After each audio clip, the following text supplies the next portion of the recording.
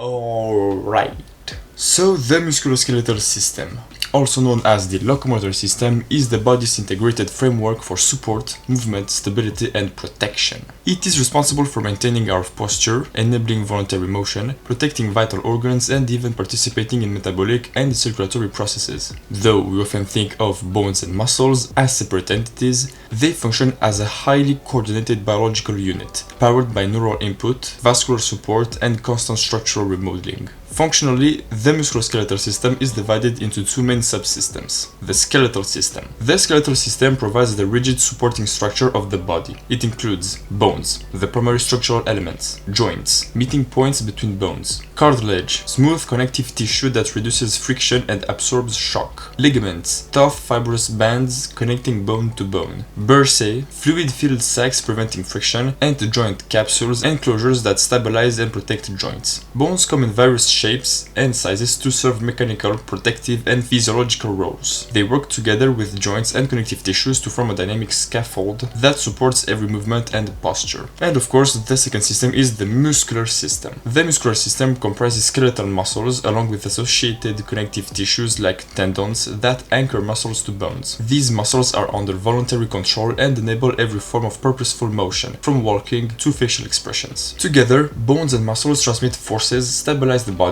and produce coordinated movement patterns that interact with gravity and the environment. So the skeletal system functions. Bones create the structural framework that gives the body its form and keeps internal organs in their proper places. The skeleton provides mechanical protection. The skull encloses the brain, the ribcage shields the heart and lungs, the vertebrae protect the spinal cord. So movement lever system. Bones act as levers, joints serve as fulcrums, and muscles generate force. This lever mechanism allows efficient movement and weight-bearing actions. We've also got blood cell production. Within certain bones, red bone marrow produces red blood cells, white blood cells, and platelets, a process called hematopoiesis. And we've got mineral storage. Bones store essential minerals, especially calcium and phosphorus, releasing them into circulation as needed to maintain physiological balance. Moving on to muscular system functions. So we've got movement generation and joint stabilization. Muscles contract to move bones and stabilize joints, enabling locomotion, balance, and fine motor skills. We've got posture maintenance. Even while standing still, muscles adjust constantly to keep the body upright and aligned. Heat production. Muscular contractions generate heat, helping regulate internal temperature. And energy storage. Skeletal muscles store glycogen, which can be rapidly converted to glucose during activity and metabolic demand. In addition to bones and muscles, several specialized tissues support musculoskeletal functions. So like we said, cartilage, smooth semi-rigid tissue that cushions joints and reduces friction. Ligaments, strong connective bands that attach bone to bone, ensuring stability and limiting excessive movement. Tendons, rope-like structures that bind muscle to bone, transmitting force to produce movement. And bursae, small fluid-filled sacs that act as cushions between bones, tendons, and muscles, reducing mechanical friction. Bones are living tissues, constantly broken down and rebuilt. Osteoclasts resorb bone. Osteoblasts form new bone. This remodeling responds to mechanical stress, injury, hormonal signals, such as parathyroid hormone, calcitonin, estrogen, and growth hormone, and mineral availability. The central nervous system regulates muscle contraction through motor neurons. At the neuromuscular junction, electrical impulses trigger muscle fibers to contract, enabling coordinated motion. So, of course, like any other system, we have common conditions. So the first one is musculoskeletal disorders, or MSDs. MSDs include a wide range of conditions affecting muscles, bones, joints, and connective tissues. They are a leading cause of disability worldwide and include low back pain, osteoarthritis, rheumatoid arthritis, osteoporosis, sarcopenia, fibromyalgia, tendinitis and ovaries injuries, and fractures. Osteoporosis, a condition characterized by decreased bone density and increased fracture risk, especially in postmenopausal women and older adults. So we've got two types of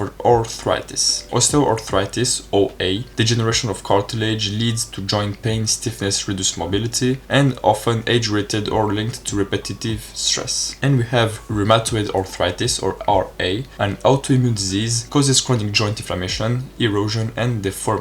We also have some muscle injuries. Strains, sprains, and tendinitis are common, typically from excessive load, poor technique or repetitive motions. An estimated 1.71 billion people worldwide live with musculoskeletal conditions. Low back pain is the single leading cause of disability across 160 countries. Prevalence increases with age, making MSDs a rising global public health concern. These conditions profoundly affect mobility, independence, productivity, and quality of life. So like always, before going into how to support and enhance the musculoskeletal system, little warning, I am not a doctor. This video is only for informational purposes, so don't take what I said like a prescription. I've done many researches and you can find them in the description if you want to make some more researches, of course. Okay, so first of all, we've got exercise. Regular physical activity is the single most effective strategy to maintain and improve musculoskeletal functions, strength and resistance training. Exercises like squats, lunges, push-ups or weightlifting increase muscle mass and bone density. Progressive resistance stimulates bone remodeling and improves joint stability. We also have weight bearing and impact activities. Walking, jogging and stair climbing promote bone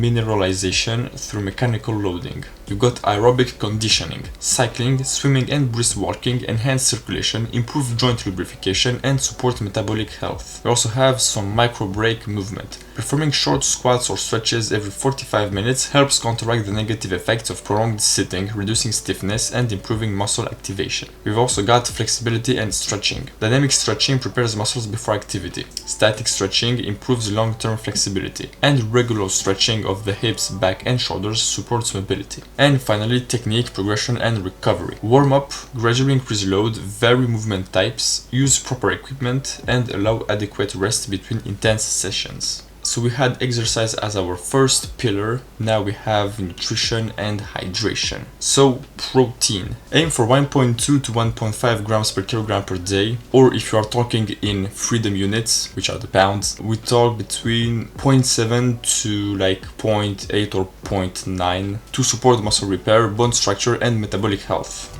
So if you are someone who goes to the gym, or generally speaking an athlete, your intake depends of course on the goals. So even if you are cutting or bulking, your protein intake should be different and will be different. So of course what I provide is general knowledge. Like for example, right now I am bulking, so I just have 1 gram per pound, so 2.205 per kilogram. Next we have calcium and vitamin D, essential for bone formation and maintenance. Calcium like 100 to 1000 mg per day and vitamin D between 600 and 800 IU per day. Once again, I personally have for vitamin D 4000 daily, which is not bad at all in my case. So you should always see with your doctor. I say this all the time, but before making big changes like taking 4000 IU daily, talk to your doctor.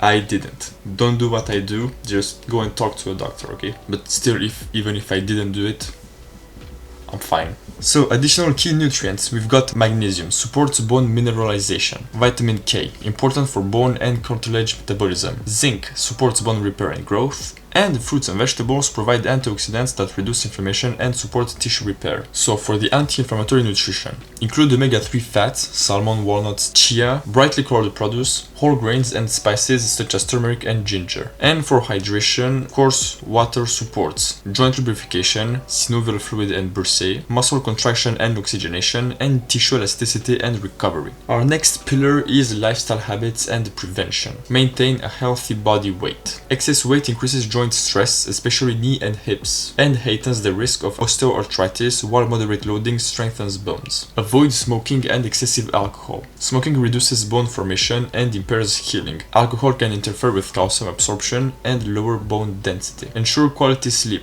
like between 7 and 9 hours. Bone remodeling and muscle repair peak during deep sleep, making sleep essential for recovery. Manage stress. Chronic stress raises cortisol, which inhibits bone formation, promotes inflammation, and increases muscle tension. Mindfulness, yoga, and controlled breathing techniques can help. Ergonomics and posture. Use ergonomic chairs, desks, and tools. Keep computer screens at eye level. Limit repetitive strain, and practice neural spine alignment when sitting and standing. And preventive healthcare. Bone density screenings, DEXA, for at-risk groups. Consultation for supplements like glucosamine, chondroitin, or omega-3s, and professional ergonomic assessments in workplaces. In summary, the musculoskeletal system is a beautifully coordinated network of bones, muscles, and connective tissues that allows us to move, work, create, and experience the physical world. It continuously adapts through neural control, mechanical loading, hormonal influence, nutrition, and rest. By engaging in regular exercise, maintaining a nutrient-rich diet, optimizing posture, and supporting recovery, we can preserve musculoskeletal strength and resilience throughout life. Ladies and gentlemen, that was the musculoskeletal system. I hope you liked and learned something new, and we will meet next week for the integumentary system. This will be a special one. Anyway, like always, take care.